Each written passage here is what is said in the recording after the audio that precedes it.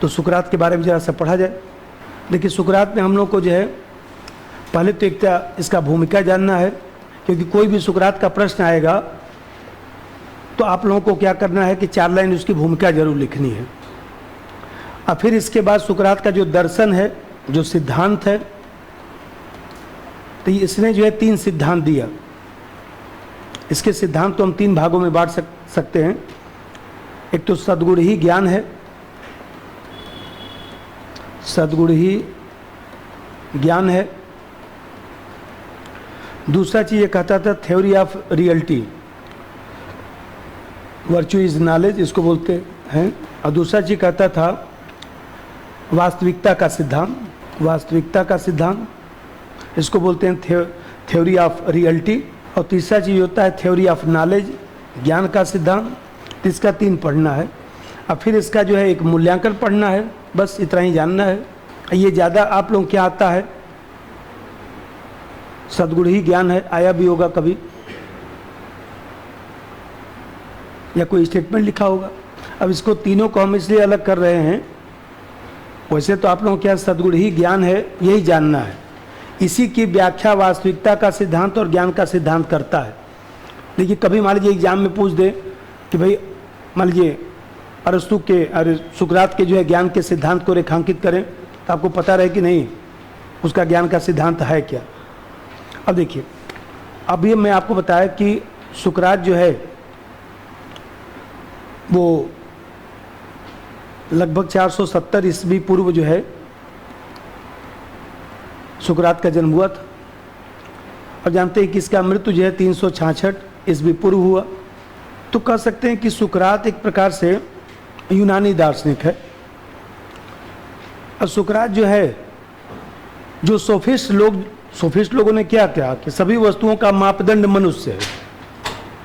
तो सभी वस्तुओं का मापदंड मनुष्य है, तो मनुष्य में समस्या यह है कि हर मनुष्य एक ही चीज को पसंद नहीं करता है। भाई मैं कहूं मेरी पसंद अलग है, आपकी पसंद अलग है, तो ऐसी दशा में जो है सब भ्रम उत्पन्न होने लगा। हर व्यक्ति अपने हिसाब से व्याख्या करना शुरू कर दिया। जब हर व्यक्ति अपने हिसाब से व्याख्या करेगा तो समस्या तो उत्पन्न होगा ही। तो कोई नैतिक आदर्श बन नहीं पा रहा था। और इस तरह से देखा जाए तो आप जानते हैं कि सुकरात ने अपने बारे में कुछ नहीं लिखा है। सुकरात का जो शिष्य प्लेटो है, तो प्लेटो ही सुकरात की बातों को सुनता था और बाद में प्लेटो ने ही जो है सब किताब लिखा। सुकरात ने कोई किताब उतना भी नहीं लिखा है। जैसे प्लेटो ने जो है बाद में 1-2 किताबें तो खैर प्लेटो की बहुत सारी है, ईवोलॉजी जो लिखा था प्लेटो ने, या एक फाइडो किताब लिखा था। ये जो दोनों किताब जो प्लेटो ने बाद में लिखा, वैसे तो प्लेटो की सबसे फेमस किताब रिपब्लिक है, दी लाज है। एक किताब प्लेटो का जो है रिपब्लिक है, एक लाज है। तो ये सब तो राजनीतिक किताबें हैं, लेकिन जो नैतिक किताब है प्लेटो का, इवोलॉजी और फाइडो, इस दोनों में जो है सुकरात के विचार को उसने समझाया। अब जानते हैं कि प्लेटो का किताब पढ़ेंगे तो प्लेटो का किताब जो है प्रश्नावली शैली में है। भारत में भी आप कभी उपनिषद पढ़िए तो उपनिषद भी प्रश्नावली शैली में है। जैसे गीता देखिए, गीता पढ़िए तो वो भी तो प्रश्नावली शैली में है। तो इसी तरह से प्लेटो का किताब भी प्रश्नावली शैली में। तभी तो कहा जाता है कि प्लेटो भारत आया था। अब प्लेटो भारत में आकर जो है वो देखा जाए तो सब अध्ययन किया, इसके बाद अध्ययन करने के बाद गया और जाने के बाद सब रचना किया है। कुछ विचारक ये मानते हैं, क्योंकि प्लेटो का जो दर्शन है वो भारत की प्राचीन सभ्यता संस्कृति बहुत सारा मिलता जुलता है। तो लोगों ने कहा कि वो भारत आया, उसके साक्ष्य भी कुछ लोग प्रस्तुत करते हैं कि नहीं भारत तो आया था, क्योंकि उसकी किताबों में कहीं कहीं जो है कुछ मिलता है कि पूरे जो है विश्व में जो है बहुत सारी जगहों पर गया, वहाँ से अनुभव प्राप्त किया, फिर लिखना शुरू किया। तो आप जानते हैं कि प्लेटो ने जो है अपने गुरु के बारे में सब लिखा। मतलब सुकरात प्रश्न करता है कि ज्ञान क्या है, तो प्लेटो बताता है कि ज्ञान क्या है। तो ऐसे ही उसने जो है वो अपने गुरु के लिए सब जो है बहुत सारी किताबें लिख दिया। जैसे मैं बताया इवोलॉजी और फाइडो सब जो है सुकरात के दर्शन का ही है। तो मैं बता रहा था कि सभी वस्तुओं का मापदंड जब मनुष्य है तो ऐसी दशा में जो है सब भ्रम उत्पन्न होने लगा। भाई हमारे अनुसार वो सही है, आप कह रहे हैं गलत है, कोई कह रहा है सही है, कोई कह रहा है गलत है। तो आखिर नैतिक मापदंड का जो स्वरूप है, उस नैतिक मापदंड का स्वरूप निर्धारित नहीं हो पाता था कि क्या गलत है और क्या सही है। इसी चीज का निर्धारण जो है सुकरात ने किया। सोफिस्ट लोग जो कंफ्यूजन हम लोग को पैदा किए, उसी का निदान जो है वो देखा जाए तो सुकरात के दर्शन में दिखाई देता है। पहले 4 भूमिका लिख दीजिए। सुकरात का जन्म 470 ईस्वी पूर्व 470 ईस्वी पूर्व यूनान में हुआ। उसकी मृत्यु, सुकरात का जन्म 470 ईस्वी पूर्व यूनान में हुआ। उसकी मृत्यु 366 ईस्वी पूर्व हुई। उसने दार्शनिक विषयों पर चिंतन किया और लोगों को नैतिक आदर्श सिखाने का लक्ष्य रखा। लोगों को नैतिक आदर्श सिखाने का लक्ष्य रखा। सुकरात के विचारों का वर्णन प्लेटो की रचना इवोलॉजी और फैडो में दिखाई देती है। इवोलॉजी हाँ ठीक, इवोलॉजी और फैडो में दिखाई देती है। सुकरात ने अपने से पूर्व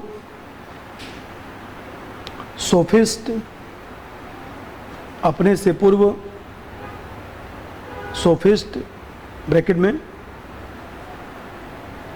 मनुष्य ही सभी वस्तुओं का मापदंड है, मनुष्य ही सभी वस्तुओं का मापदंड है, ब्रैकेट बंद। ये सोफिस्ट लोगों का विचार है। अपने से पूर्व सोफिस्ट के दर्शन का विश्लेषण किया और नैतिक मापदंड का वस्तुनिष्ठ सिद्धांत प्रस्तुत किया। नैतिक मापदंड का वस्तुनिष्ठ सिद्धांत प्रस्तुत किया। ठीक है, एक काम ये किया जाएगा कि देखिए, जैसे मान लीजिए सद्गुण ही ज्ञान है, वास्तविकता का सिद्धांत क्या है, ज्ञान का सिद्धांत का क्या है, ये तो मैं लिखवा दूंगा। और सुकरात का जो नैतिकता है, जो सुकरात का नैतिकता की जो विशेषता है, वो अलग से कुछ पॉइंट में लिखवा दूंगा। तो आप लोग क्या करिएगा कि मान लीजिए वास्तविकता का सिद्धांत आया, चाहे ज्ञान का सिद्धांत आया या सद्गुण ही ज्ञान आया, तो ये जो अभी 5-7 लाइन जो लिखवाऊंगा इसके बारे में, इसको तो हम लोग को लिख देना है। अब कुछ क्या करना है कि नैतिकता की जो विशेषता है उसमें से भी ला के लिख देना है। क्योंकि मान लीजिए अब सबको अलग अलग करके लिखवाऊंगा 150-150 सब, तब तो बहुत ज़्यादा हो जाएगा।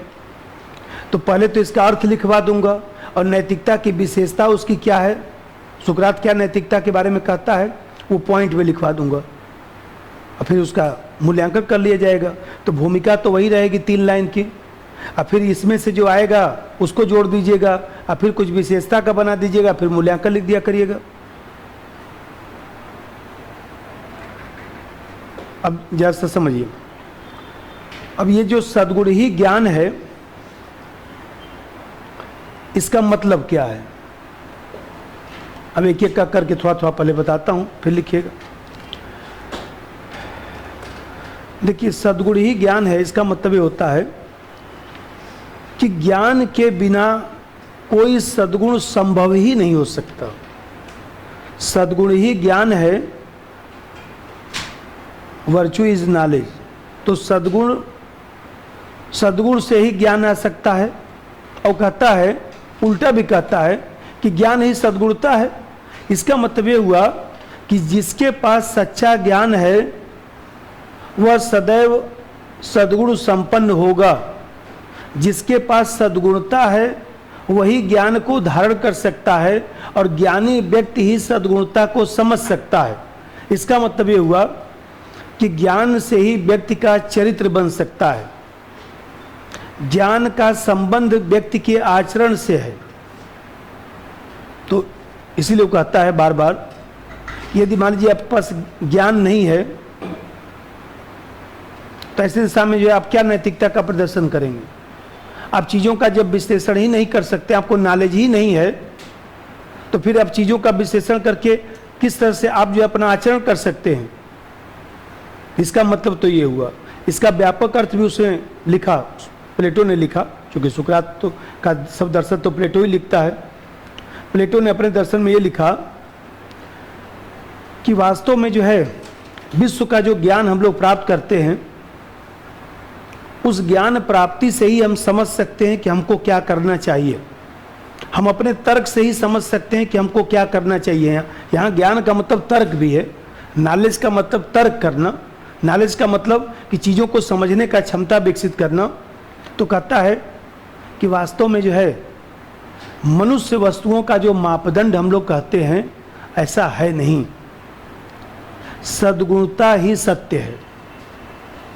जो हमारा जो नैतिक पहलू है, उससे जो निष्कर्ष निकलता है, उसे ही हम सत्य की श्रेणी में रख सकते हैं। और सत्य ही अच्छा हो सकता है, सत्य से ही वास्तविक निष्कर्ष निकल सकता है। और वो कहता है कि सद्गुण जब ज्ञान है, तो इसका मतलब ये हुआ कि भाई ज्ञान से सद्गुणता है, अज्ञान से सद्गुणता है, ज्ञान से नैतिकता है, ज्ञान से सदचरित्रता है, तो अज्ञान से जो है सब बुराई है। कि भाई ज्ञान से हमें कहते हैं व्यक्ति ज्ञानी है। भाई आप पढ़ लिख क्यों रहे हैं? कभी सोचिए कि आपने अब पढ़ाई लिखाई क्यों कर रहे हैं? इतना गार्जियन मान लीजिए आपको क्यों पढ़ा रहा है? आप अपने जीवन का मान लीजिए 25-30 साल इसी में लगा दिए, तो कभी एक दिन ये तो सोच ली होती कि मैं अपने जीवन का 25-30 साल लगा दिया, और जो बंदर है, देखिए कुत्ता है, अपना घूम फिर रहे हैं सड़क पर मजे से अपना, देखिए उन लोगों को कौन सा स्कूल जाना है? कौन सा? मान लीजिए हम भी देखते हैं, मान लीजिए कोई हमारे घर के नीचे सरदार जी हैं, बहुत सारी बिल्लियाँ हैं, छोटी बिल्ली बड़ी बिल्ली सब अपना है बैठ के अपना सुबह मजे से। तो उन लोगों को देख कर हमारे मन में कष्ट भी होता है। वो देख कितना अच्छा जीवन है, कोई टेंशन नहीं, न कहीं पढ़ाने जाना है, न कहीं नौकरी पर जाना है, चुपचाप लोग अपना पार्क में घूम फिर रहे हैं, जो खाना मिल जाएगा खा लेंगे, कोई दिक्कत नहीं, कोई टेंशन है उन लोगों को, कोई टेंशन नहीं। हम लोग सुबह से ही मान लीजिए अब जाना है पढ़ाने के लिए, आप लोग भी पढ़ना है, तो पढ़ाई का जीवन में 2 ही लक्ष्य होता है। पहला लक्ष्य होता है अच्छा व्यक्ति बनना, अच्छा मनुष्य बनना, और दूसरा लक्ष्य होता है पढ़ लिख कर अपनी आजीविका चला लेना। यही 2 लक्ष्य है बस, तीसरा लक्ष्य नहीं। यदि पढ़ लिख कर भी आप गलती करते हैं, कोई मान लीजिए अनपढ़ व्यक्ति है, मूर्ख व्यक्ति देखिए है, कोई गलत काम कर देता है, तो व्यक्ति को ज़्यादा नाराज नहीं होना चाहिए, उसको बुद्धि नहीं है, जान दीजिए। लेकिन पढ़ा लिखा व्यक्ति जब कोई मान लीजिए अन्याय करता है, तो लोग कहते हैं कि पढ़ लिख के क्या फायदा, उससे अनपढ़ रहे होते।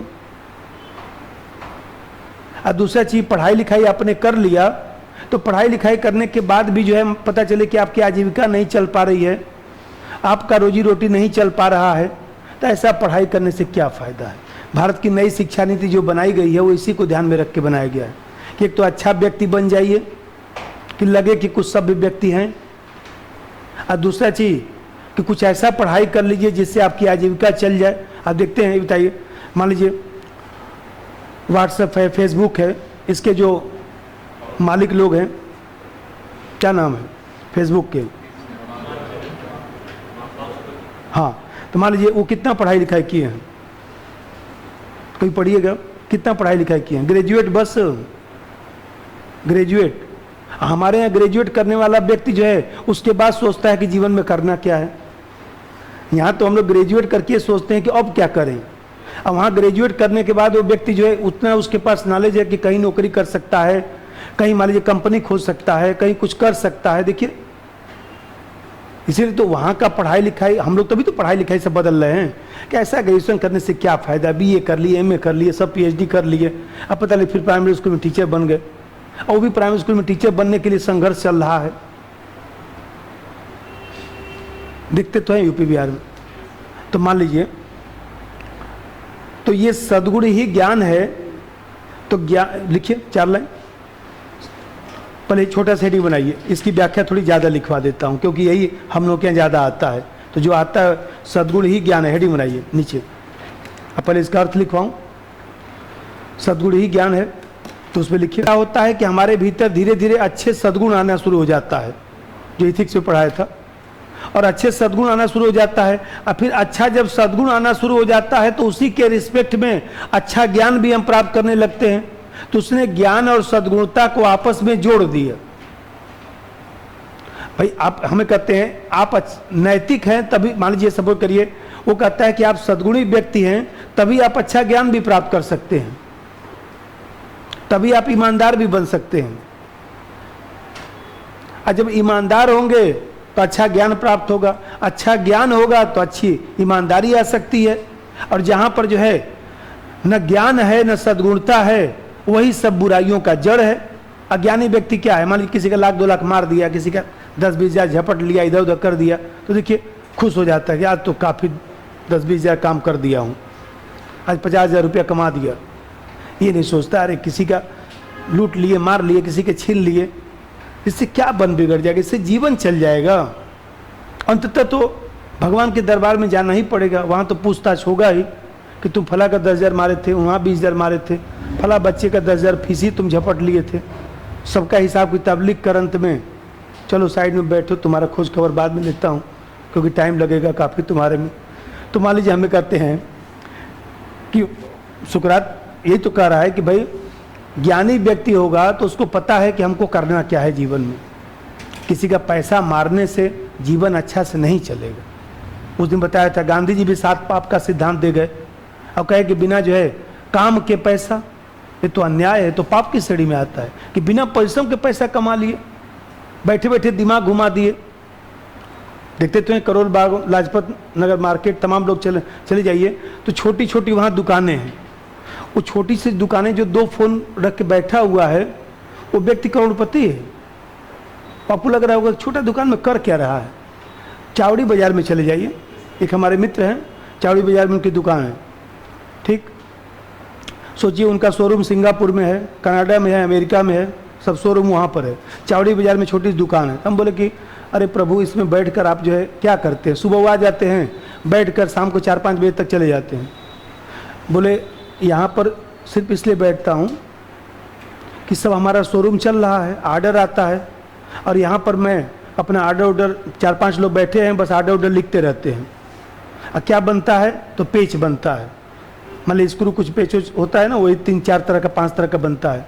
और अधिकांश दक्षिण एशिया में और जो है देखा जाए तो यूरोप के देशों में सप्लाई है। तो लोग क्या करते हैं, बनाकर लाकर इनको दे दिए, आइए यहाँ से पूरे विश्व में सप्लाई कर दिए जहाँ जहाँ, और उसका शोरूम अपना खोल रखे हैं तमाम देशों में। 5 दिन वहाँ कनाडा जाएंगे, 5 दिन वहाँ जाएंगे, 5 दिन वहाँ जाएंगे, तो बताइए। तो आप देख रहे हैं कि इस तरह से उन लोगों का बिजनेस चल रहा है। तो हमें कहते हैं कि सुकरात ये कह रहा है कि वो व्यक्ति ज्ञानी है, सद्गुणता से बिजनेस चल रहा है ना। तो सद्गुणता से बिजनेस चल रहा है तो उसने कहा, पहला पॉइंट ये कहा, अब एक एक समझा के लिखवा दूँ। इसी को देखिए, उसने principal of unity of virtue का एक डॉक्ट्रिन दिया था, लिख देता हूँ, पहले समझिए तब लिखिएगा। Principle of unity of virtue, सद्गुणों की एकता का सिद्धांत। सद्गुणों की एकता का सिद्धांत, आनंद की प्राप्ति भी हो सकती है। सेना में सबसे बड़ा अधिकारी कौन? भाई हमें कहते हैं एनडीए और सीडीएस वाले जो बच्चा लोग जाता है, तो एनडीए का परीक्षा कब होता है? 10th पास करने के बाद ही तो होता है। हाँ वही भाई, 10th के बाद 11th पास करने के बाद 12th में जो बच्चा लोग पढ़ रहा है वही लोग एग्जाम देता है। और उसका उम्र कितना है? 16.5-17 साल बस। ज़्यादा ज़्यादा 1 बार या 2 बार मैक्सिमम दे सकते हैं। लिखा तो नहीं, लेकिन आपका उम्र ही नहीं बचेगा ना देने के लिए। कारण क्योंकि ये सोचिए, और उसका जरा पेपर देख लीजिए, तो उसका पेपर देख लीजिए, जीएस का मैथ का देख लीजिए, तो हल्का फुल्का पेपर नहीं आता है। तो जो बच्चा 10th में 12th में ढंग से पढ़ाई वढ़ाई किया है, जो तो कुछ ज्ञान और रखता है, उसको सेना वाले पहले ही अपना निकाल लेते हैं कि भैया तुम इधर चलो। देश की सुरक्षा सबसे पहले जरूरी है, बाद में IIT करने वाले थोड़ा सा कमजोर वाले उधर चले जाएंगे। और फिर उसके और कमज़ोर वाले होंगे तो बीए करके फिर आईएएस पीसीएस की तैयारी करेंगे। तो मान लीजिए हम कहते हैं वो है तो वास्तविकता यही कि उस क्रीम को जो है जो एकदम ज्ञान रख रहा है, थोड़ा सा मान लीजिए इंटरेस्ट है तो उसको देखिए ऐसे उठा लिया जाता है। और वही लोग तो जो है वो देखा जाए तो सेनाध्यक्ष और तमाम जो जितने भी बड़े पोस्ट पर जितने भी अधिकारी हैं सेना में, सब वही एनडीए वाले हैं, उसके नीचे सीडीएस वाले हैं, क्योंकि वो ज्ञानी व्यक्ति है, उसके भीतर साहस भी है, तर्क भी है, विवेक भी है, वो सब संभाल सकता है सुरक्षा का काम। तो आज भी अब देखा जाए तो मान लीजिए सब करिए जो सुकरात बोल गया आज भी तो दिखाई देता है। आप अपने को देख लीजिए, आप कितना भी कहेंगे कि मैं शासन प्रशासन बहुत अच्छा चला सकता हूँ, मैं खूब गांव में पंचायत का काम किया हूँ, ब्लॉक स्तर पर किया हूँ, आपको कोई अधिकारी बनाएगा? नहीं। आज भी जब तक पीटी परीक्षा पास नहीं करेंगे, मेंस पास नहीं करेंगे, तब तक जो है आपको इंटरव्यू देने नहीं कोई देगा। आज भी तो ज्ञान का व्यक्ति ही जो है प्रशासन में है, ज्ञानी व्यक्ति ही तो सब काम कर रहा है।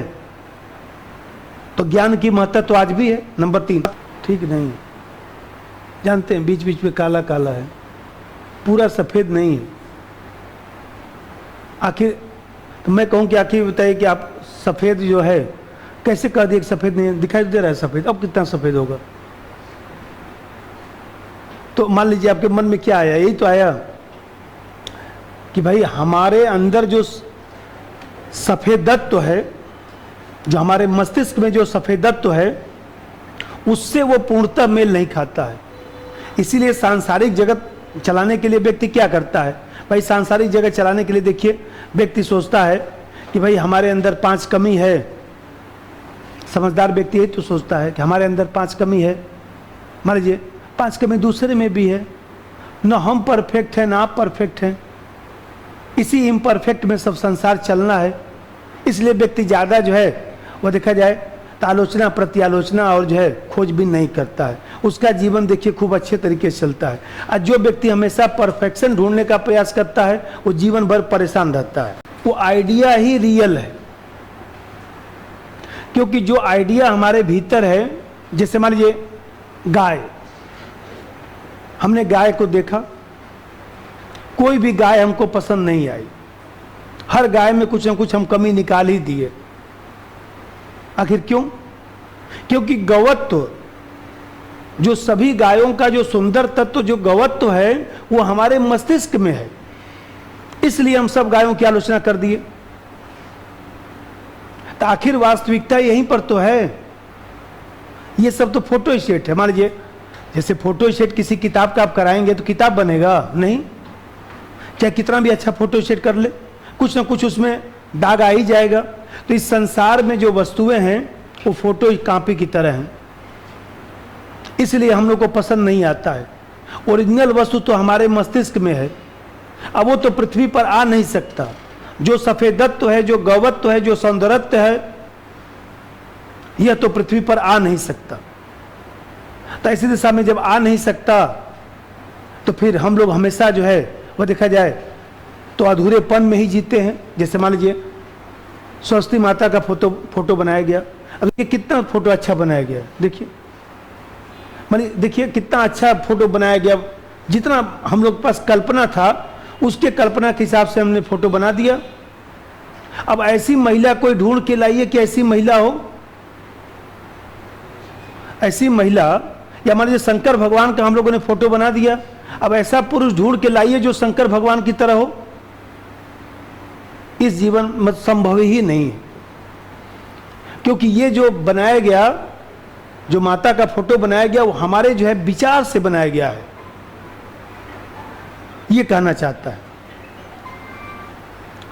और ये जो है सब सांसारिक जो वस्तुएं हैं वो फोटो कॉपी की तरह है, प्रतिबिंब है।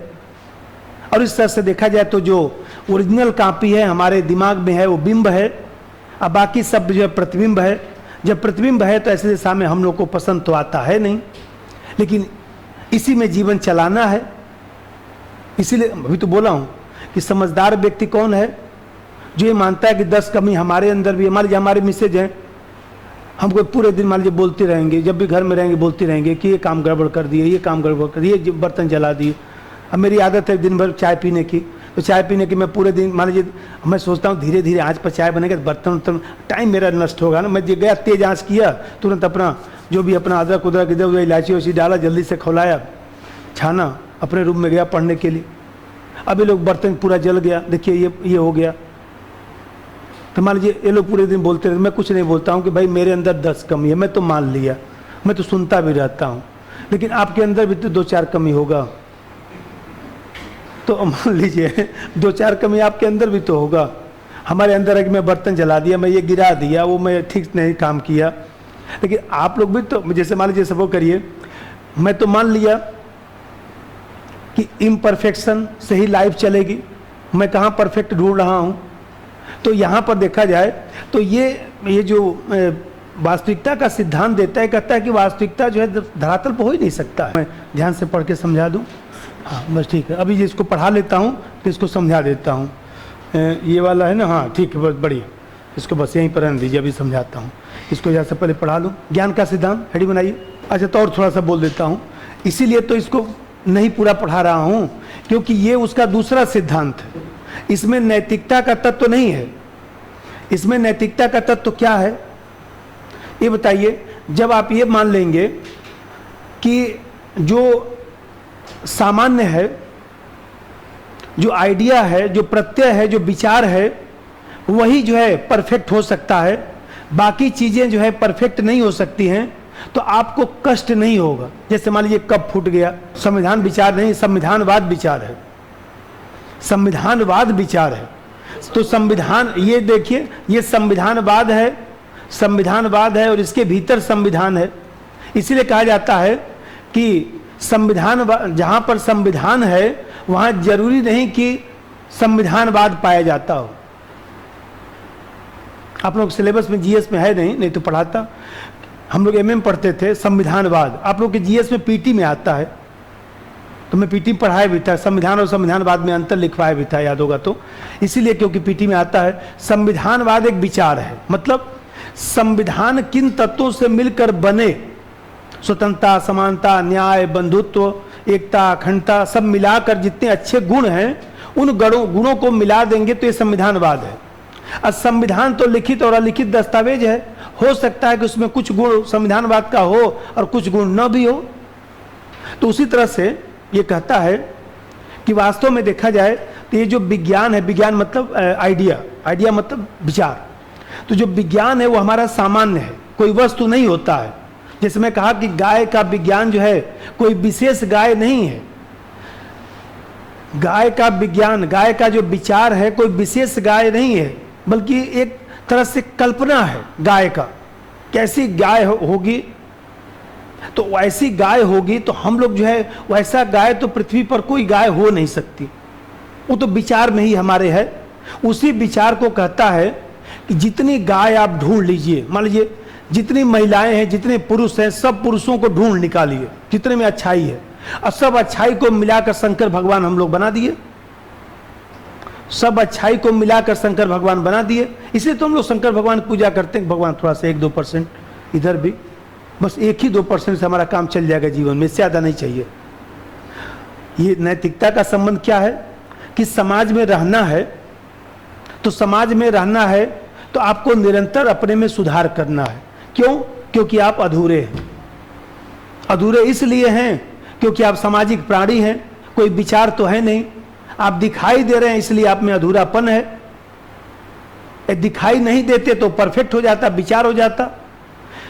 विज्ञान हर चीज का वो कहता है कि हर चीज का कोई ना कोई विचार है, चाहे गाय है, चाहे मान लीजिए घट है, घट है मतलब घड़ा, तो घट है तो उस घट का जो वास्तविकता घटत्व है वो हमारे मस्तिष्क में है। कोई घड़ा हम खरीद के लाते हैं, देखिए घड़ा हम लोग मान लीजिए मट्टी का खरीद के लाए, घर में 4 आलोचना हो जाता, देखे नहीं है ना, नीचे देखिए फूटा हुआ है, अरे देखिए ऊपर से टेढ़ा है, देख तो लिए होते दुकान पर से लाते समय।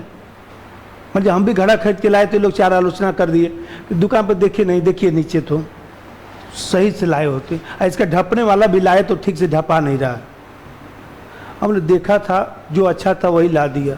तो मान लीजिए सपोज करिए कि ये कहता है, और चूंकि मैं तो मान लीजिए सुकरात प्लेटो सबका फिलॉसफी पढ़ा हूँ, लेकिन दूसरा व्यक्ति दर्शन नहीं पढ़ा हो तो मैं या तो दर्शन पहले पढ़ा हूँ, तो इतना मेरे पास टाइम तो है नहीं। तो देखा भाई दर्शन पढ़ाऊँ, मान लीजिए आप लोग पढ़ रहे हैं तो आप लोग तो भावना समझ, आप कोई नहीं पढ़ा है दर्शन शास्त्र तो दर्शन शास्त्र पहले सिखाऊँ कि ये है, कभी कभी समझाता भी हूँ। सब अधूरेपन में जीवन चलना है, इसी में खूब खुश रहना है। दूसरे को भी, मान लीजिए मैं आपको पढ़ा रहा हूँ, एक एग्जाम्पल बताता हूँ, पढ़ा रहा हूँ, आप लोग मान लीजिए 15-20 लोग बैठे हैं, ठीक, मैं पूरे अपना मन लगा के पढ़ा रहा हूँ। मैं यदि सोचूं कि नहीं जब 200 लोग होंगे तब मैं पूरा प्रदर्शन करूंगा, जब 200 लोग हमारे पास आएंगे बैठेंगे तब मैं पूरी क्षमता के साथ पढ़ाऊंगा, ऐसा है ना।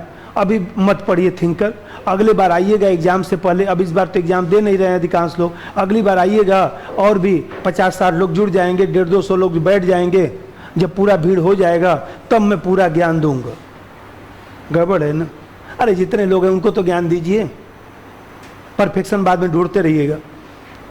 तो इसी परफेक्शन को समझा रहा, नहीं आप लोग ऐसे समझिए जैसे आप लोग परीक्षा देने जाते हैं, कितने लोग परीक्षा मालूम क्यों नहीं देते हैं? उनको लगता है कि हम परीक्षा देंगे तो फेल हो जाएंगे, क्योंकि हम तो न तो ढंग से इकोनॉमिक्स तैयार है, न तो ज्योग्राफी तैयार है, न तो इसका रिवीजन हुआ, न तो उसका रिवीजन हुआ। जिस दिन बन जाएंगे आईएएस टॉप भी कर जाएंगे, उस दिन भी आपका जो है पूरा नहीं होगा। जिस दिन बन जाएंगे, मैं अपना ही बात बता दूं, एक सिद्धार्थ राय कानपुर में आजकल एसपी हैं, तो सिद्धार्थ हैं, तो सिद्धार्थ हमारे बड़े अच्छे मित्र हैं। तो सिद्धार्थ क्या हुआ कि बोले कि ऐसा है ना कि हम पहले पीसीएस दे लेते हैं, अब आईएएस का अटेम्प्ट बर्बाद नहीं करूंगा। हमने ठीक है, पीसीएस अपना देना शुरू किए, खूब अच्छा से पढ़े, 1 साल नहीं हुआ दूसरे साल डिप्टी एसपी बन गए, एक बार नौकरी में लग गया तो कहाँ परीक्षा दे पाएगा। तो हम लोग सोचते हैं कि पहले पूरा तैयारी कर लूं, न तो पूरी तैयारी होगी, इसलिए जो तैयारी है उसमें अच्छा से प्रदर्शन करना है। तो पूरी तैयारी की जो संकल्पना है वो विचार है, और वो कहां पर होगा? हमारे विचार में होगा, धरातल पर तो पूरी तैयारी हो नहीं सकती। ठीक है, चलिए वो तीसरा ज्ञान का सिद्ध, तो ट्रू नॉलेज का मतलब तो अभी समझा रहा था, सच्चा ज्ञान मस्तिष्क में है। और अनरियल नॉलेज का मतलब उसने कहा कि जैसे हम लोग कहते हैं विश्वास कर लीजिए, मैं कह रहा हूं तो विश्वास नहीं कर सकते, अनुमान लगा लीजिए। जैसे कुछ लोग देखिए अनुमान लगाते हैं, कुछ लोग जो है ओपिनियन बना लेते हैं, परसेप्शन बना दिया जाता है। तो ये ओपिनियन बना देना, परसेप्शन बना देना कि नहीं वो बहुत अच्छा व्यक्ति है, अनुमान लगा लेना, विश्वास कर लेना, वो कहता है अनरियल नॉलेज है। इस पर कभी आप पूर्णतः विश्वास मत करिएगा, क्योंकि ये छद्म ज्ञान है, परसेप्शन पर कभी काम नहीं करना चाहिए। दूसरा आपसे कह दिया, मैं कहता हूं जैसे कहीं मान लीजिए ज्योग्राफी पढ़ने गए, हिस्ट्री पढ़ने गए, क्या कहता जाके 2 दिन चुपचाप पढ़ लीजिए, जाके 2 दिन डेमो क्लास कर लीजिए, 10-5 लोगों से पूछताछ कर लीजिए, तब पढ़िएगा, तब फीस जमा करिएगा। जाके पहले दिन एडमिशन मत ले लीजिए, क्योंकि हो सकता है कि आपको न पसंद आए, आपको काम का न चीज मिले, तो क्यों पैसा बर्बाद करेंगे? क्योंकि अनुमान, दूसरा व्यक्ति कह रहा है कि नहीं फला टीचर बहुत अच्छा, फला टीचर बहुत अच्छा, फला टीचर बहुत अच्छा। अरे फला टीचर कहने पर क्यों जा रहे हैं? आपका दिमाग नहीं है। और सुकरात कह रहा है, सुकरात कह रहा है कि अपने विवेक से सोच लेते, तर्क कर लेते, तब भी सही चीज निकल जाता। ऐसे बना लीजिए, मत विश्वास, ऐसे बनाइए। नंबर 1 मत और विश्वास, अनुमान, और दूसरा जो है सच्चा ज्ञान, अनरियल नॉलेज। कि भाई आप विश्वास करके बताइए, आप विश्वास करेंगे, मत रखेंगे, ओपिनियन, तभी तो ठगाएंगे। अभी क्यों नहीं समझते हैं? अब विश्वास करने की जरूरत क्या है? सुकरात कहता है विश्वास करने की जरूरत क्या है? विश्वास जो है छद्म ज्ञान की श्रेणी में आता है, अनरियल है। किसी के कहने पर मत जाइए। किसी ने कह दिया, मैं एक देश के मैंने किसी ने कह दिया, जानते हैं संस्कृत पढ़ लीजिए, संस्कृत में बहुत कम सिलेबस है, तुरंत आईएएस बन भी जाएंगे। किसी ने कह दिया पॉबेट पढ़ लीजिए, किसी ने कह दिया पॉलिटिकल साइंस पढ़ लीजिए। चुपचाप अपने बैठ के एनालिसिस कर लीजिए कि हमको पढ़ना क्या चाहिए, दूसरे के कहने पर मत जाइए। जैसे मान लीजिए हम कहते हैं, कोई व्यक्ति है हिंदू पढ़ता है, कोई व्यक्ति है दैनिक जागरण पढ़ता है, कोई कुछ पढ़ता है, कोई मान लीजिए कोई पत्रिका पढ़ता है, कोई पत्रिका, अपने हिसाब से देख लीजिए कि कौन पत्रिका आपको समझ में आ रहा है। सब पत्रिका में एक ही तरह का बात लिखा रहता है, एक पत्रिका पढ़ लीजिए। ये सुकरात कह रहा है, किसी के कहने पर मत जाइए। अनुमान और ये जो है विश्वास और मत और कहना सुनना, दूसरा अपने हिसाब से कह रहा है। आप अपने हिसाब से सोचिए जीवन में। और ऐसे ज्ञान से ही अंधविश्वास के संदर्भ में तर्क करना चाहिए कि भाई मान लीजिए हमें कहते कोई रीति रिवाज है, हो सकता है कि रीति रिवाज खराब हो, कोई हो सकता है कि परंपरा खराब हो, मतांतर हम लोग कहते हैं कि भाई देखिए हमारे 4 पीढ़ी से ऐसा चला आ रहा है इसलिए मैं कर रहा हूं। अरे 4 पीढ़ी से लोग गलत कर रहे थे तो आप भी गलत करेंगे, आप तो सुधरिए, आप तो कुछ सोच लिए होते। तो हमें कहते हैं, सुकरात कहता है मतांतर जो चीजें हैं, जो अंधविश्वास है, उसके चक्कर में ज्यादा नहीं पड़ना चाहिए, क्योंकि कहीं ना कहीं अंधविश्वास एक प्रकार से विश्वास है, तो विश्वासघात होगा। देखते हैं ना, जो नहीं गांव देहात में लोग चोरी करते हैं, यूपी बिहार में खूब चलता है। यूपी बिहार में क्या होता है, कोई व्यक्ति आएगा आपसे कहेगा कि लाइए आपका अंगूठी साफ कर दें, आपका ये साफ कर दें। खूब यूपी में चोरी होता है। तो मान लीजिए ऐसे वो क्या करेगा, वो व्यक्ति जो है वो देखा जाए तो थोड़ा सा जो है वो कुछ मान लीजिए आपके दिमाग को घुमाता है, ऐसा बात रखेगा जिससे धीरे धीरे आप उस पर विश्वास कर लेंगे, और फिर धीरे से सब गहना घर का लाकर उसको दे देते हैं साफ करने के लिए। खूब चोरी हुआ है यूपी में। तो मान लीजिए पहले वो बोलेगा कि देखिए, इतना अच्छा से वो बोलेगा, उसी का तो मास्टर व्यक्ति है, अच्छा से बात करेगा, ऐसा विश्वास बना लेगा कि वो आप सोचेंगे कि ये तो बहुत विश्वासी व्यक्ति है, और बस लाइए आपका अंगूठी साफ करेंगे, अंगूठी साफ करके दिखा देगा, देखिए चमक रहा है ना।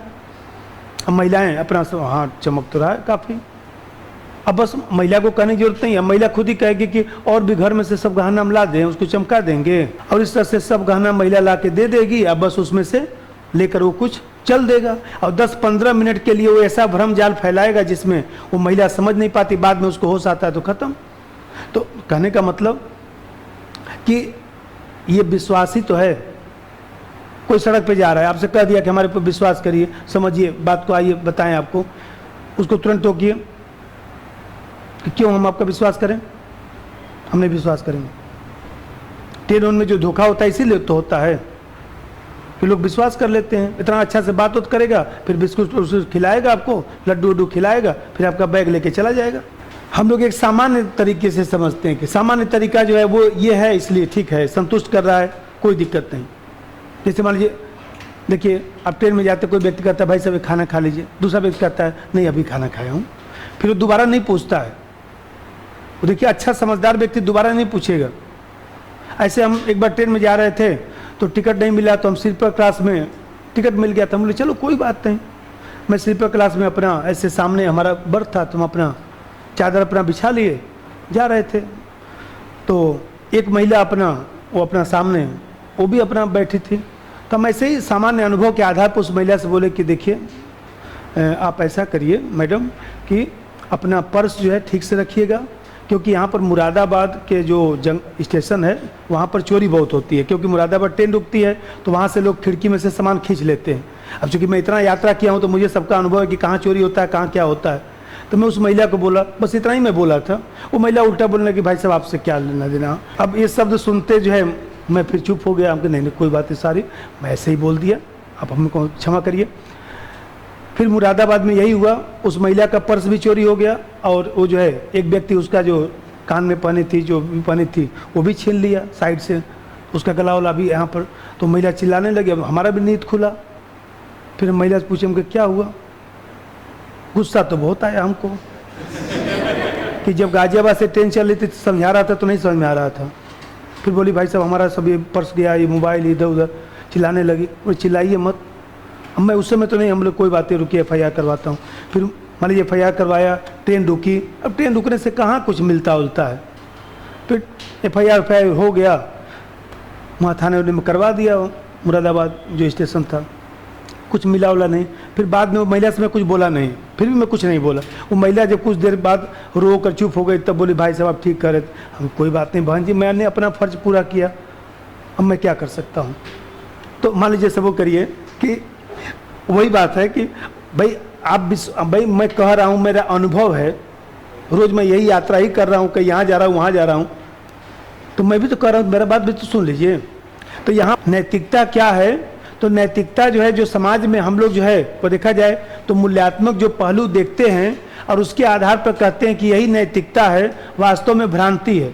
मतलब जो ज्ञान को कह रहा था कि जो दिखाई देता है, जो पहलू दिखाई दे रहे हैं वो वास्तविक ज्ञान तो है नहीं, और उसी को हम लोग वास्तविक ज्ञान मान लेते हैं, मत पर विश्वास कर लेते हैं कि फला मूल्य है, फला व्यक्ति ने ये बात कह दिया, रामायण में ये बात लिखा है, महाभारत में लिखा है। अरे महाभारत में कोई चीज लिखा है, कुरान में लिखा है, तो अपना दिमाग संतुष्ट है कि नहीं, तब उसको मानिए, क्योंकि वो कहीं ना कहीं वही स्थायी हो सकता है जो ज्ञान नहीं रखता। मान लीजिए कोई व्यक्ति हत्या कर रहा है, उसको ला पढ़ा दीजिए, बस कुछ मत करिए, उसको ला पढ़ा दीजिए, ला पढ़ा के बता दीजिए कि 304 का उल्लंघन होगा तो ये, 306 हत्या, 308 ये, बस इतना ही पढ़ लेगा। और उसके बाद मालूम है किसी व्यक्ति को मुंह से भी कुछ बोलेगा 309 का उल्लंघन हो जाएगा। भाई हत्या कौन करता है? जिसको कानून का ज्ञान नहीं है, उसको यदि ज्ञान हो जाएगा तो हत्या करेगा। पढ़ा लिखा जो व्यक्ति है, जो कानून का जो ज्ञान रखता है, उसको पता है कि हम किसी को, मान लीजिए नोएडा में महिला किसी को गाली दे दी, कल की घटना मान लीजिए, अब महिला खुद ही वकील है, सबसे बड़ी बात है कि महिला खुद ही वकील है, महिला को पता है कि हम किसी का अपमान करेंगे तो ये धारा लगेगा, लेकिन वही बात है कि महिला होश में नहीं थी।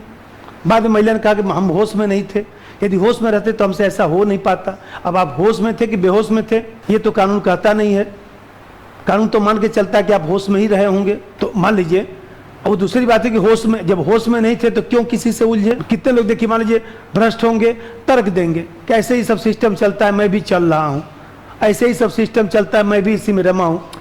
आप ये पहले तो बोलिए कि मैं गलत कर रहा हूँ, तर्क दे लीजिएगा। मैं मान लीजिए हमें कहते हैं कि हमने भ्रष्ट कार्य किया, कोई अनैतिक कार्य किया, तो हम पहले बोलेंगे भाई मैं गलत हूँ, मुझे सजा मिलनी चाहिए क्योंकि मैं सही नहीं हूँ। सुकरात यही तो कह रहा है कि ये जो समाज में दिखाई दे रहा है उससे नैतिकता का निर्धारण थोड़ी ना होगा, वही तो क्वेश्चन कर रहा है। ये तो भ्रांति है केवल, और अत्यंत अशिष्ट अवधारणा जिसमें कुछ भी युक्ति संगत नहीं है, जिसमें मान लीजिए ऐसा अशिष्ट अवधारणा जिसमें कोई भी युक्ति संगत का मतलब रीजनेबिलिटी, जस्ट, फेयर, जिसमें कोई तर्क संगतता नहीं है, जिसमें कोई जो है वो फेयरनेस नहीं है, तो ऐसी दशा में जो है वो कैसे जो है वो सत्य की श्रेणी में आ सकता है, कैसे सही की श्रेणी में आ सकता है, कैसे नैतिक हो सकता है, उसको कैसे सत्य मान सकते हैं। जो विवेक संगत है वही तो सत्य है, जो तर्क संगत है वही तो सत्य है, जो हमारी अंतःकरण में जो है वो देखा जाए तो विश्लेषण से जो उत्पन्न हुआ है वही तो सत्य है। तो ऐसी दिशा में हम जो है समाज का, भाई ये बताइए, आप कहीं नौकरी करने जाएंगे तो 99 लोग भ्रष्ट होंगे, 99 लोग भ्रष्ट होंगे, इसका मतलब आप भी भ्रष्टाचार करेंगे? भाई नहीं ना। आप बोलेंगे जानते हैं, आप कह रहे हैं कि मत लीजिए, चलिए नहीं लेता हूं, लेकिन कैसे सिस्टम चलेगा? अब जो चलेगा चाहे नहीं चलेगा, यदि आप लेते हैं तो बोलिए कि मैं भी गलत हूं, जैसे ये लोग गलत हैं मैं भी गलत हूं। आप ऐसा नहीं बोलेंगे, आप बोलेंगे भाई अब क्या किया जाए, सिस्टम ऐसा, सिस्टम का दोष मत दीजिए, आप अपना भी दोष मानिए। सुकरात ये कह रहा है, सुकरात कहता था ना कि वह व्यक्ति ज्यादा धनवान है, ज्यादा आनंदप्रद है जो कम से कम संतुष्ट है। मतलब वो हमेशा जो है अच्छाई खोजने के फिराक में लगा रहता है, अपनी गलती मानता नहीं, ये भी हमारा गलती है, ये भी गलती है, ये भी गलती है, तभी तो ठीक करेगा। तो कहता है कि वो सबसे ज्यादा धनवान है जो कम से कम संतुष्ट है, क्योंकि वो अपनी कमी को पता है कि भगवान ने 50 कमी देकर भेजा है, तो उस कमी को दूर करना है, तो कमी को दूर करते करते जो है कुछ आनंद की प्राप्ति कर लेगा, ये वो कहना चाहता है। किसका है? उसका अंग्रेजी जरा से पढ़ना पड़ेगा। अपरीक्षित, अपरीक्षित का मतलब ये होता है कि जिसकी परीक्षा न हुई हो, जो विश्लेषित न हो, ऐसा जीवन जीने योग्य नहीं है। मतलब कि भाई जीवन का मतलब कि जीवन में आनंद की प्राप्ति होनी चाहिए। अभी देखिए बार बार सुकरात कर रहा है ज्ञान, ज्ञान का मतलब अपने विवेक से अर्जित ज्ञान, तर्क से अर्जित ज्ञान, बिना परीक्षित, बिना जो है विश्लेषण के, बिना तर्क संगत जो ज्ञान होता है, जो विश्वास, जो मत है, वह जीवन जीने योग्य नहीं है। समझ आया? लिखना वही है। देखिए जब आप पढ़े रहेंगे, देखिए बहुत ज़्यादा तो सुकरात हम लोग नहीं पढ़ा सकते, सुकरात ये 2 घंटे में थोड़े खत्म होता है, सुकरात तो 3 दिन चलता है, लेकिन यहाँ 3 दिन नहीं, यहाँ इतना ही काफ़ी है। इसी को अपना सेट करके लिख दीजिएगा बस। सुकरात तो बहुत है, प्लेटो तो मान लीजिए मैं पढ़ाता हूँ लगभग 4-5 दिन, लेकिन प्लेटो में 2 घंटे में खत्म कर दूंगा, 2 घंटे क्या 1.5 घंटे में खत्म। लेकिन प्लेटो की नैतिकता हम लोग पढ़ेंगे ना, प्लेटो का बाकी थोड़े ना पढ़ेंगे। और देखिए एक चीज़ और भी है, अच्छा आप इसमें एक विचार और भी किया जाएगा, नोट्स तो पहले दे दें, उसके बाद जो जो पहले प्रमुख विचारक हैं जहाँ से प्रश्न आता है उस पर चर्चा पहले करना पड़ेगा। जैसे प्लेटो है, अरस्तु है, मान लीजिए बेंथम है, जेएस मिल है, चाहे इस तरह से जितने विचारक हैं। चलिए कल